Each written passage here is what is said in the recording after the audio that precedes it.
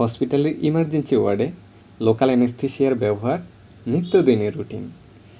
আমরা local anaesthesia সাধারণত শরীরের ছোট অংশ বা নির্দিষ্ট অংশে ব্যথা বন্ধ করার জন্য দিয়ে থাকি। লোকাল অ্যানেস্থেশিয়ার ক্ষেত্রে রোগী সচেতন থাকে কিন্তু ব্যথা অনুভব করে না।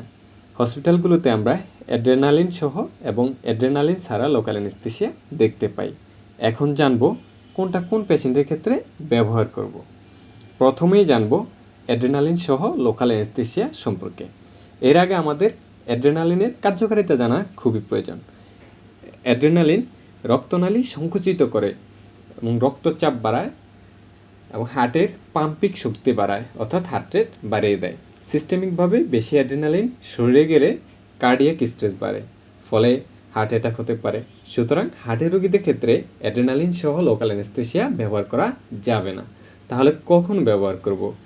অ্যাড্রেনালিন রক্তনালী সংকুচিত করে, ফলে যে প্রসিডিউরে রক্তপাত কমাতে হবে সেখানে আমরা অ্যাড্রেনালিন সহ লোকাল অ্যানেস্থেশিয়া ব্যবহার করব। যদি প্রসিডিউর সম্পন্ন করতে সময় বেশি লাগে তাহলে অ্যাড্রেনালিন সহ লোকাল অ্যানেস্থেশিয়া ব্যবহার করব, কারণ এর স্থায়িত্ব বেশি। তাই হেলদি অ্যাডাল্ট পেশেন্টকে আমরা অ্যাড্রেনালিন সহ লোকাল অ্যানেস্থেশিয়া দিয়ে থাকব। এই পর্যায়ে জানব অ্যাড্রেনালিন ছাড়া লোকাল অ্যানেস্থেশিয়া সম্পর্কে। হার্টের সমস্যা আছে এমন রোগী, ছোট এবং দ্রুত শেষ হওয়া প্রসিডিউর, শিশু বা সেন্সিটিভ পেশেন্টের ক্ষেত্রে এটি দ্রুত কার্যকর।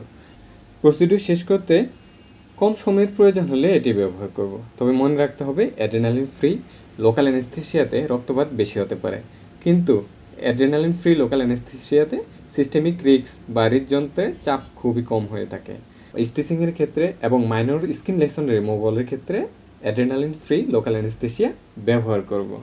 আশা করি বিষয়টা সবার কাছে ক্লিয়ার।